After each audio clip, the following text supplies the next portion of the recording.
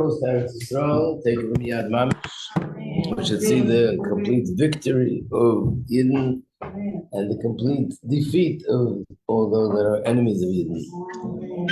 Lam Natzech Mizmel David. Yanu Chadanoi B'Yem Tzara Sagev Choshem Elohei Yaakov. Yishlach Ezecha Mikodesh U'Mitzion Yisadeka. Yizkar Kol Min Chaysecha V'Oiloscha Yidashne Sela. Yiten Lecha Chil Vavecha V'Chol Atzoscha Yimale. Niranana B'Shua Secha V'Shem Eloheinu Nidkel. Yimale Adonai Kol Mishalei Secha. Ata Yodaiti Ki Yeshia Adonai Meshicha. Yanehu Mishmei Kodshe. V'Gvuros Yesha Yeminei. Eile Barechev V'Eile Basusim. V'Nachnu B'Shem Adonai Eloheinu Nazker. Heima Korban Apollo, Vanachnu Kamnu Vanaseda. Adonai Yeshia, Amelech Yanenu, Yom Karenu. So, we were left off yesterday, a little bit in haste at the end of the class. Not yesterday, 2 days ago. It's almost like yesterday.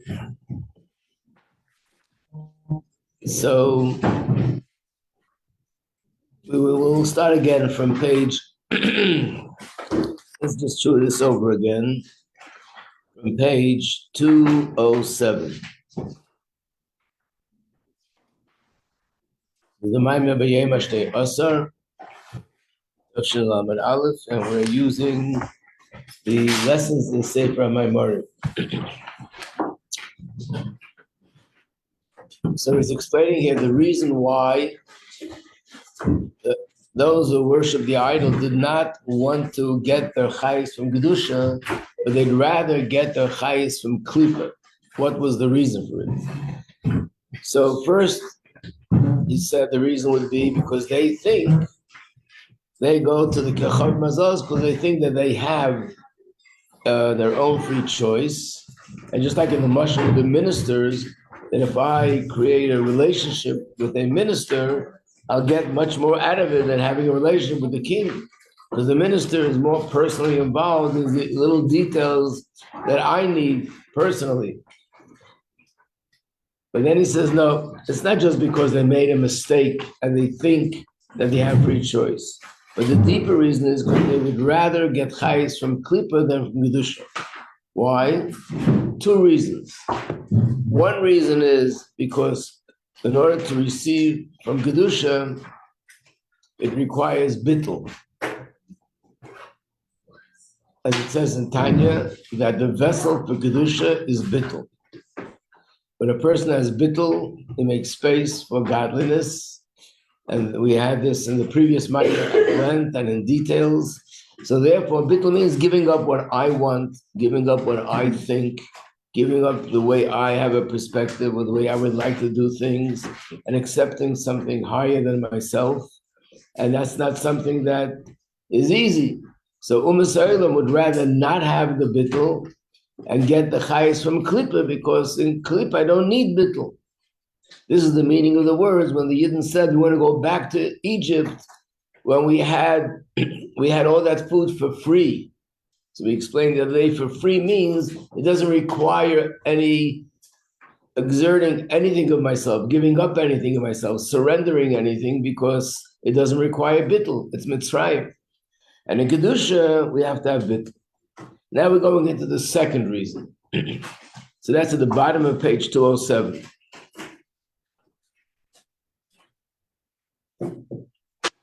By the way, you'll notice, if you watch the videos, people pass by the Rebbe, a lot of people give the Rebbe something.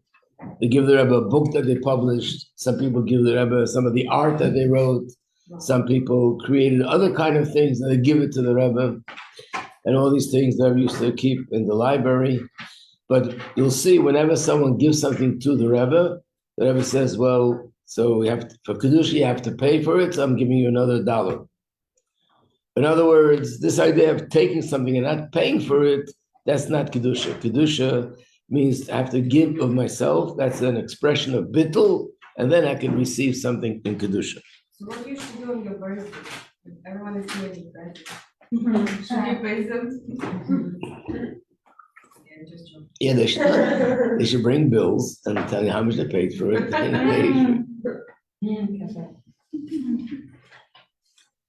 I guess the bittul is the acknowledgement, the gratitude, the thank you, because people who have no bittul can't even say thank you, and they can't show any gratitude, and they can't show that, oh, I'm receiving something from you. So when you receive it in a nice way, in a pleasant way, in a smiling way, in a way of acknowledging, I think that's also an expression of bittul. But it does say this is the reason why a lot of people, the Rebbe including, did not want to accept gifts. This is part of the reason, because the idea of a gift is that you're not paying, I'm just giving it to you. In Kedusha, there's no such thing. It has to be something coming from me in order to deserve and merit to get what it is. Right, now we come to the second reason. Let's do this again. Second reason why the Umas Ha'olam, the nations, would rather receive chayis from Klipa. Turn the page, 208. Another reason is the actual sustenance, the money, the health, the other things that come along with it, that comes from Klipa, is actually bigger. And why is it that it's bigger? Why is it more than Kedusha? I would think the opposite, that Kedusha should be more. The answer is the cave and the unique is a sitrach makiv, shalamaylam and shtalshalos. Sitracha, Klipa in general, can get its chayes only from makiv. So like I mentioned yesterday, this is really a much broader subject. And this could be a class that can go on for weeks to explain it. And this is really one of the places which are considered a source, but not like other places where there could be pages and pages and pages just explaining this alone. But the general idea is as follows, that how could Klipa live? If we know that in Kedusha, you need to be a keli for whatever you receive. So just like Bagashmis, what's a keli? Keli means that it's a vessel that has a certain capacity, and based on the capacity of the vessel, that's how much I can put in. Bagashmis, it means, like I said, if you have a cup, and the cup is this big, it could only hold 10 ounces. If it's bigger, it can hold a gallon. If it's bigger, it can hold 10 gallons. Take that a step further, the kelim in the human body. The brain is a keli for seichel. The hand is also a keli, but not seichel. In other words, the intellect can't manifest itself in the hand, only in the brain. The power of vision can only manifest in the eye, because it's designed to be a keli for the power of vision. And the ears are designed differently, and therefore they could be a keli for the power of hearing. And the legs are designed for walking, and the heart is designed for what the heart does. So basically, every organ of the body has a different design, different structure, different chemistry, but it's all designed in a way that it could accommodate and it could absorb and contain that power of the neshama that fits, just like a glove. The right glove is designed a little bit different than the left glove, because the right hand is a little bit different than the left hand. So here, the thumb will be on this side, and here it'll be on the other side, or other change differences. So basically, that's a keli. Keli means that whatever is given is absorbed internally, and if it's absorbed internally, the amount that it could absorb is always measured according to the capacity and the details of the keli, the design of the keli, right? So based on that, it should be that if a person does the mitzvah, then he's a keli for a certain light of Hashem. If he doesn't do the mitzvah, he's not a keli. So how in the world could klipa exist? Klipa is totally not a keli. Klipa is everything the opposite of what Hashem wants. So it's not a keli for godly life and godly energy to sustain it. So how is it sustained? So the answer is explained in Chassidus is the chayis of klipa comes from a place which is called makiv. Makiv means it's a light of Hashem that is encompassing, doesn't go in the keli. It's encompassing. And like I said yesterday, if you would ask a question, how big does the keli have to be for the Atlantic Ocean to surround it? Doesn't make a difference. If it's like a mashka cup or it's a huge barrel, it's all the same. Because it's outside, doesn't go inside. So this is a light of Hashem that's makiv, means it's infinite.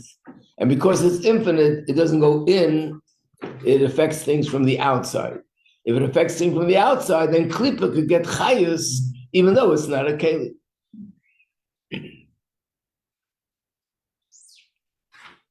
Follow that? Yeah. But it's true that the market is higher, like it's above, but still it turns into something negative just because there isn't a keli to hold it. Like right, again, Hashem makiv is higher. It's true. It's from a higher place, but the chayas that they get is not really. They don't really get the chayas in a way that is godly. They get the chayas in a way that is totally concealed and it's hidden. So they're getting chayas, but they're not getting godliness. In other words, when I put up a mezuzah, a little tiny mezuzah, the chayis that's in my home is a godly light.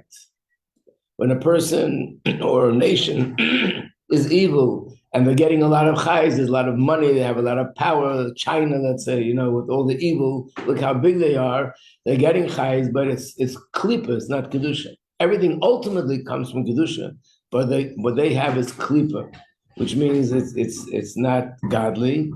And the reason why there could be so much of abundance if they're not a keli is the answer is because the place where Hashem gives chayis to klipa has to be from a place which is makiv. Because for the makiv, this light which is infinite, whether you are a keli or not a keli, you could receive it.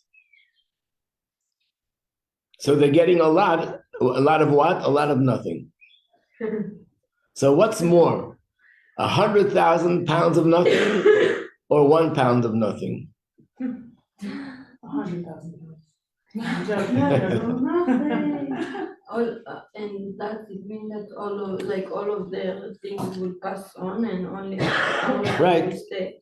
Yeah, that's another way that this is something which is permanent and this is something which is not permanent. But even when it does stay, what it is, it's garbage. And this is something which is elikus, which is godly, which is emes. It's like an illusion of light, like the market, because it's not penetrating, it's only encompassing. It's like giving them the illusion that they have. Like I'm wondering where it turns into the chitzonius, like when it turns into like the bad energy, because they have like this godly light around, but is it because it's not penetrating? It makes them. Well, the godly light doesn't come to them directly. It comes through klipa up there. There's forces of klipa up there. They get chayis from this light, which is makiv. Mm-hmm. And now the klipa, that's what they're made for, to give chayis to those people that do evil. The Jews also can get chayis from klipa? Who? Jews. Yep. So then they become evil? They also get the chayis. A yid has chayis from kedusha because b'pnimis he has a neshama. But if he does an avera, let's say he's desecrating Shabbos and he's working on Shabbos and making a lot of money, how could it be that by working on Shabbos he's making a lot of money? It's supposed to bring a bracha, and desecrating Shabbos and you're not a keli for the bracha. So the answer is he's getting chayis from klipa. If he's getting chayis from klipa, then it's not true chayis. Told a story here once, just to give an example. Remember, I think it was in this class, that there were two friends, that one of them tried to inspire his friend to stop working on Shabbos. And the friend said, I can't. Shabbos is the best day of my business. I make more money on Shabbos than the entire week. And you're asking me to do the impossible.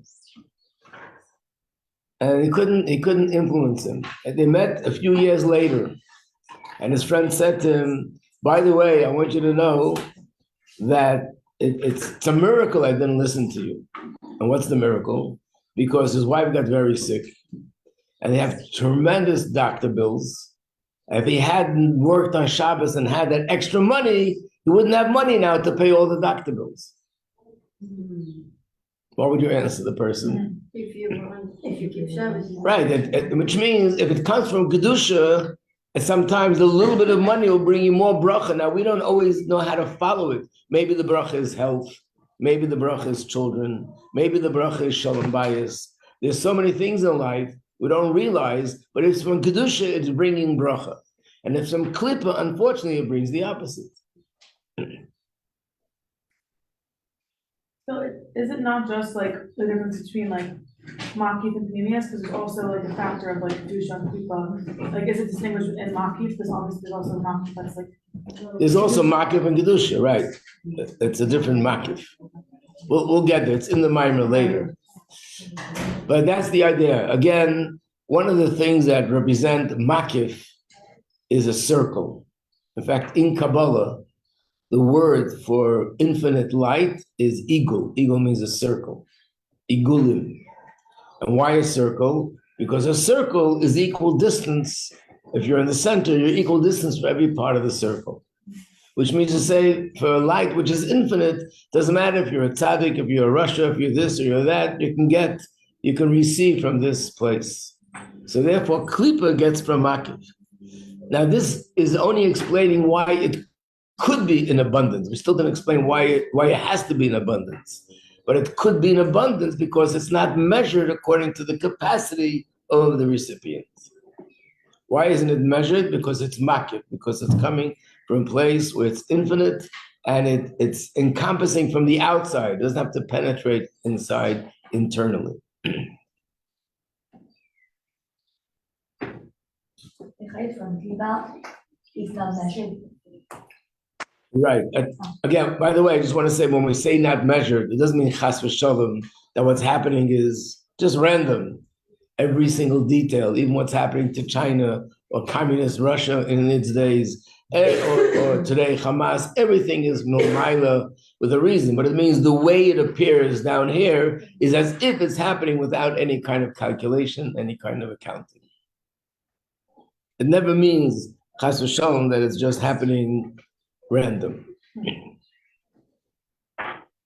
So hashpa misha mishlei cheshbon, the hashpa, the sustenance that comes from a place which is infinite, is not connected to an accounting, to measurements. Harei hashpa hi b'ri b'gadol, page 209. So the sustenance that comes from there is in abundance, a lot. So now we can understand a little bit more why we say this person is smart. Now we can appreciate the unique positive quality when we say that this person was smarter than the others. In the mashal, it's Yidden are smarter than the nations, that they only serve Hashem, which means Agam b'rdei lekabel ma'kedusha. When a person has to do Kedusha, there has to be work, which is the bittul. That's why everything in Kedusha comes from work. There has to be an effort, and I have to invest something, and I have to give up something in order to acquire something in Kedusha. So there has to be bittul, number one. Number two, v'gam oz, and even after there's the bittul, and I'm getting something from above, hashpa hi b'medida v'hagabala. The hashpah that I get is measured. Measured according to what? The midas ha'aveda. It's measured according to the aveda that I did. If I did aveda which is a greater aveda, I get more. If I did something which is less, I get less. Nevertheless, they're willing to give up the abundance. They're willing to give up the fact that I would get so much more, and the fact that I don't have to have bittul. But nevertheless, they give it all up to take chayis from Hashem, not from Klippa. Because this is the answer to Liron's question, page 210. Yidden can also get chayis from Klippa. If a Yid is not observing Torah mitzvahs, and he has health, and he has money, and he has honor, and he has power, or whatever good he has, it's also coming from Klippa, because Kedusha can't give to someone who's not a Keli. But with the Yid, it's more the Fisha, it's more temporary than it is with the rest of the world. because he's really not designed to get from Klippa, he's designed to get from Kedusha. But a Yid has the opportunity to not have bittul, do Averis, and get tremendous hashpah. He's ready to give all that up. Not only that, there's another thing. Not only will he be able to get a hashpah, but actually, they receive the first and choicest portion. This is another concept which is found in Tanya. I think the source is the Zohar, that not only when a Yid does an Aveira, he can get chayes from Klippa, from this Makiv, he'll actually get more than others. Why? Because when a Yid does an Aveira, one of the things we learn right in the beginning of Tanya, if you remember in the fourth chapter, is that every time we do Aveira, we give chayes to Klippa. Do you remember that? We give sustenance to Klippa. That's their nourishment. Now, when a Yid does it, it gives them more nourishment. It's like taking, for example, now what's going on in Eretz Yisrael. So there are people out there that are saying they're pro-Palestinian, pro-Hamas. What happens if a Jew gets up and the Jew says the Hamas is right and there's occupation that does much more damage, that gives much more strength to the other side than Palestinians protesting, because it's a Jew that's actually supporting what they're doing. So when a Yid does an Aveira, it gives Klippa more chayes than when a non-Jew acts in the evil way. Because this is Kedusha, and they're able to now nourish from a place of Kedusha. It gives them much more chayes. And therefore, because it's such a good client, they really give him more than everybody else. Like in business, if you have somebody who's giving you a lot of business, you accommodate them more than everybody else. So the Klippa will actually give this Jew who does Averis even more chayes. And we see sometimes people who we know, I don't know per point of mentioning the names, these old names in the newspaper, they have a high position politically, or they're very, very wealthy, and they're so anti-Semitic about everything about Israel. How could it be that Hashem is giving them billions of dollars and so on and so forth? So the answer is just the opposite. When a Yid acts in the evil way, he gets chayes from Klippa. And not only gets chayes from Klippa, he'll get more chayes than the average person, because being that he has a nefesh elokis, which never goes away, and he's doing an Aveira, so he's giving, the Klippas are getting more chayes from him than from other people. Any questions? So then how does that play out in his life? In that person's life? Yeah. So again, first of all, we know that there's much more to life in this world, but even in this world, it's you might have a lot of money, but you don't know what else is going on in his life. I remember what? No, I was thinking it also relates to what they say, that sometimes Hashem chooses to give someone like a lot of pleasure in this world. Right, that writes that also. That's the famous story with the Frierdiker Rebbe, one that I gave out the sheet on Shvat, where he said, this little toy, the gun, can only threaten and intimidate people who have two gods and one world. Those who have one God and two worlds aren't intimidated by this little toy. What does it mean? It means there's much more to life than the 120 years in this world. There's the future up there, then there's Mashiach, but someone doesn't believe in all that, there's nothing more to his life. So first of all, sometimes a person could be going through a difficult time here, but it'll get so much more later. And second of all, even here, we don't really know. I'll just give you an example. People don't associate. I was once giving a class. We used to have a class in Manhattan once a week, and those were not people that were necessarily, some of them were already from, some were just very new and interested, curious to hear what's going on. And this woman came, and then she was like very new to this. And from that day, I was giving a share and talking about how when you do mitzvahs, it brings bracha. And if you keep Shabbos, it brings bracha and so on. After the class, she started to talk to me about something. In the conversation, she was telling me that she was married and divorced twice. She has 2 children, has no relationship with them. They don't talk to her. She's a CEO of a company, makes a nice salary. And then in the conversation, he said, what you mentioned that if you keep Shabbos, I said, look, I don't keep Shabbos, and look at the blessings I have in my life. She has a lot of money. She's the CEO of a company. But what about the other things? It's almost like, oh, well, that's normal. You don't get divorced. It's normal. You don't have a relationship with your kids. In other words, people don't even associate. There's so much more bracha in life.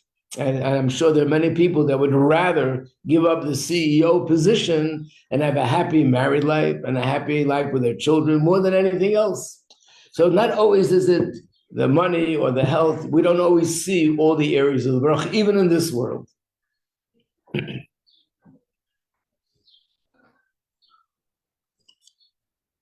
So even though he has the opportunity to do all those things and get chayis from klipa, and then he would have so much more, nevertheless, they're willing to give this up.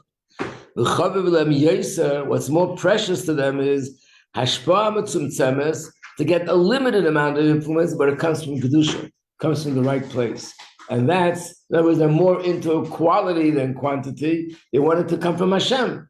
And therefore, they are ready to give all that up. And that is why it says that it takes wisdom to see through all the benefits and go for what's really valuable. Got it?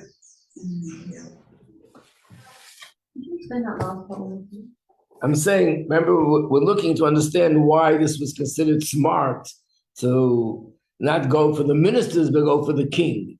So in the mashal, the ministers is klipa that Hashem created, and they give chayas as well.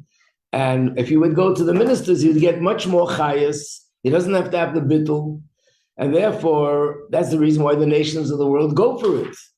The fact that he even does go for it, and he'd rather be connected to Hashem, and he knows by doing that, my sustenance will be more limited, and also I have to have bittul in order to receive. That shows that he's smart and he knows what's really valuable and what's primary and what's secondary, what's really important in life.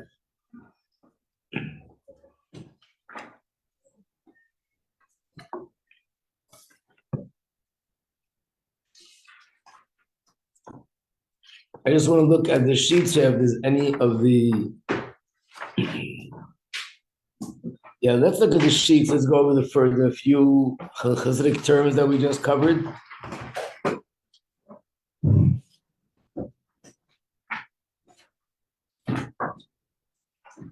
Number 5.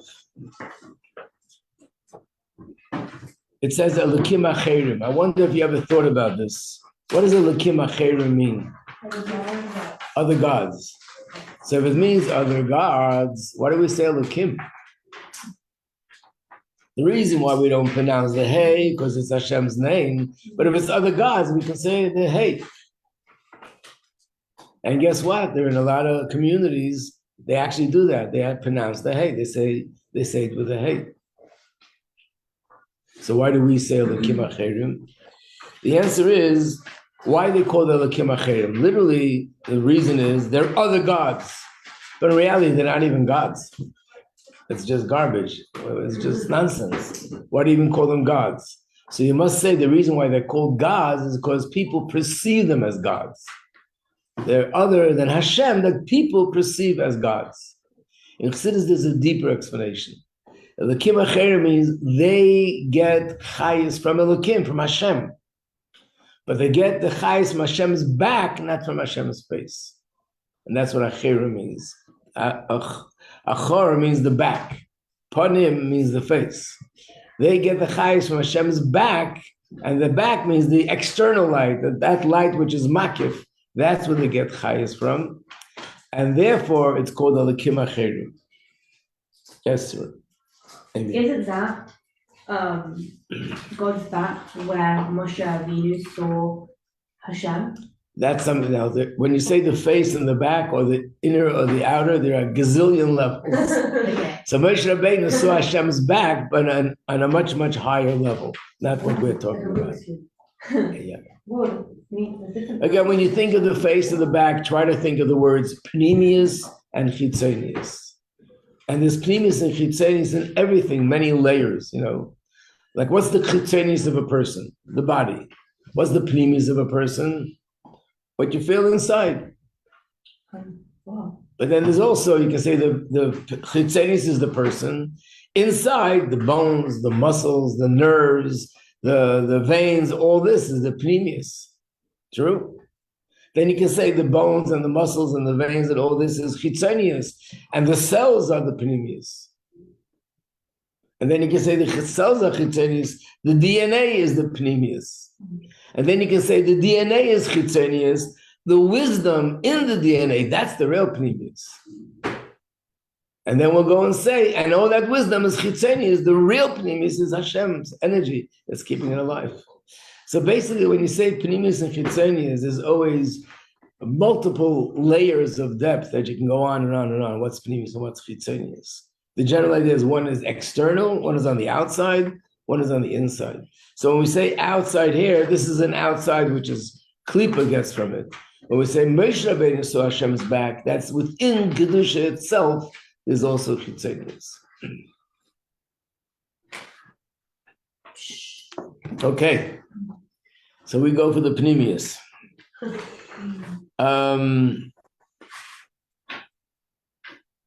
Okay, Bala Bechira, you all know, you have to have free choice. 7 is Bittul. Number 8. Number 8 is the quote from the Zohar, but it's something which is quoted quite often, so let me just give you the definition of the meaning of the words. Ruach Mesava. Ruach means spirit. Mesava in Aramaic means impure. An impure spirit is damen tadir. Is damen means it's found. Tadir means all the time.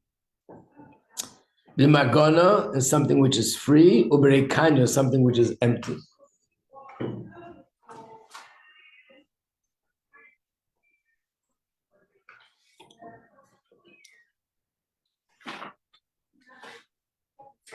There's a Hayom Yom where it talks about the fact that the brain, the mind, has to always be filled with something of content. And if not, all sorts of foolish thoughts come to a person's head.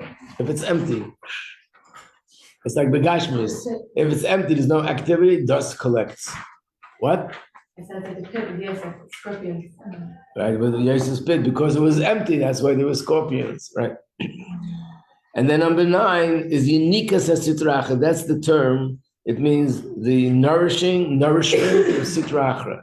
They nourish from klipa, from our averis.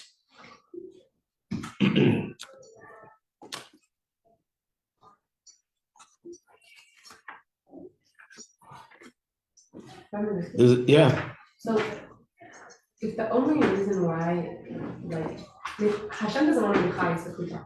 The reason why we have it is so that we can have Bechira. So could Goyim get their chayes from Kedusha, or is Goyim and Klipa just exist for us to have Bechira? They do connect to Hashem. They have their Hashem mitzvah. So obviously, they're also connected to Hashem. So when we use the term Kedusha, it means more godly, revealed godliness. Revealed godliness that's Kedusha. Again, there are levels. Just They like could achieve that through Shem mitzvah? yeah, but I don't know if you call it Kedusha because it's not a certain level. It's like we say that there are 10 levels in Kedusha. Eretz Yisrael is holy, but Yerushalayim is holier, and Har Bayis is holier. It goes on and on. So it doesn't mean the others are not. It just means this is a holier level of Kedusha. So if you ask a question, could the Umm be connected to Hashem? The answer is yes, obviously. They also have a soul which connects them to Hashem. Could they, on the other hand, do we call it Kedusha? We don't call it Kedusha. Kedusha means a certain degree of revealed godliness. Right. That degree of revealed godliness is only with in Yidden or in Torah mitzvahs. I mean, they're only alive because Hashem is like making them alive, but they don't have an Hashem. So they have some level of godliness. They do have a soul also that's connected to Hashem. It's just. Is it a chelik al? Is it what? Is it a chelik al or no? No, not chelik al. What chelik al means that it's revealed. It's revealed right. Godliness.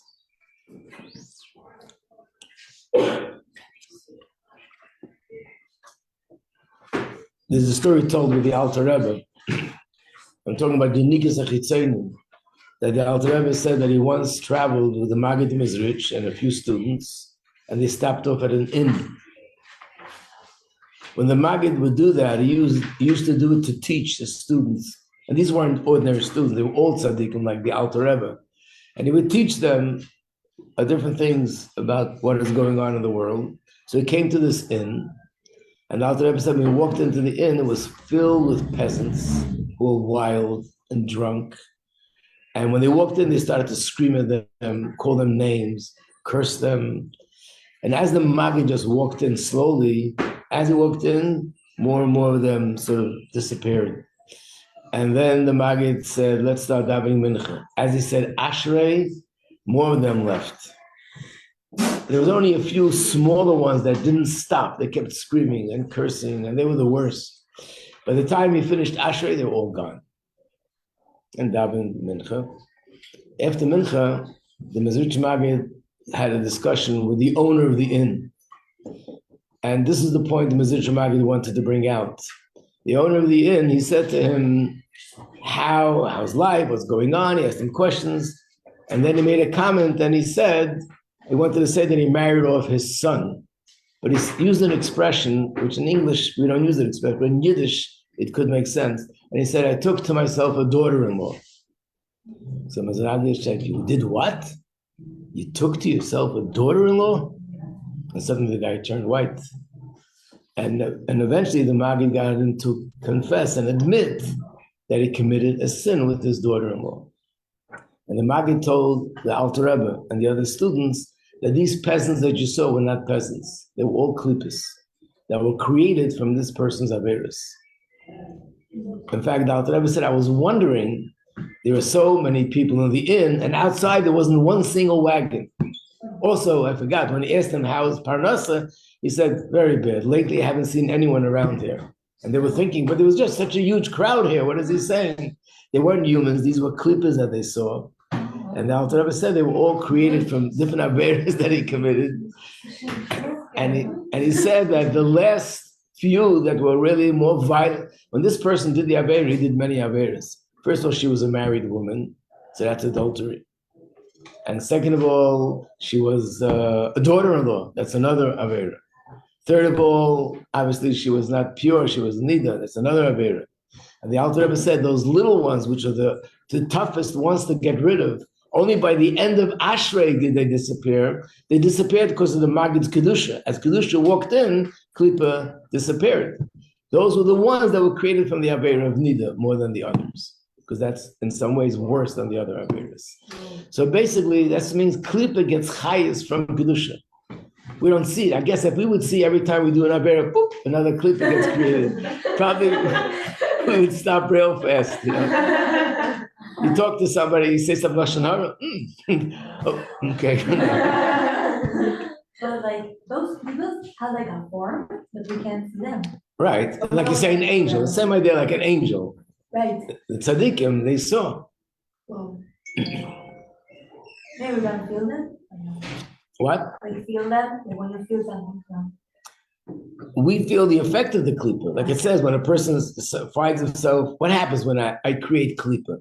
These klipas have an effect on me. Like if I find myself, I'm very strongly attracted to do something which I know is wrong, that could be an effect of the klipa that's pushing me in that direction. That's why it says, Avera, Goreres Avera. And the same thing is in reverse. Mitzvah, Goreres Mitzvah. I do a mitzvah, I draw godliness on myself, and the godliness in me gives me the strength and pushes me to do more mitzvahs.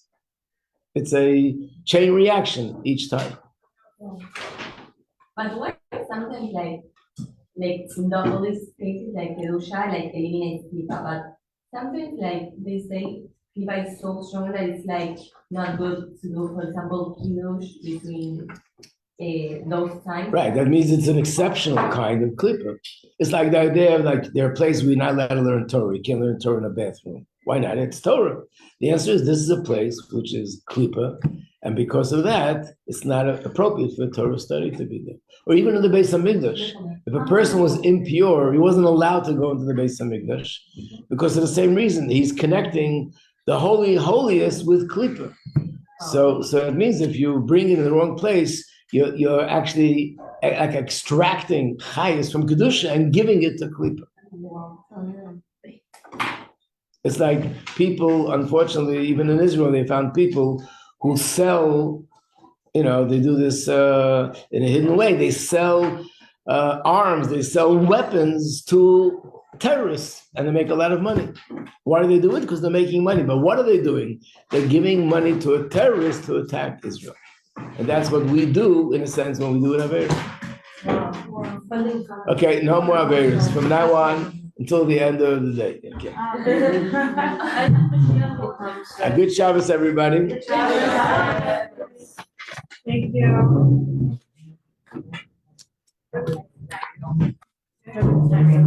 Can I just ask you a question? Yes. So a lot of what we were speaking in here about. I'll be there later. And don't order meals. Okay. So a lot of the terminology that's in this mimer, there's a lot of overlap with the mimer of Chassidus. And so, like aside from Mimale is like, because it could be accompanied by Gushin, meaning it's more powerful, but it's concentrated. Similarly,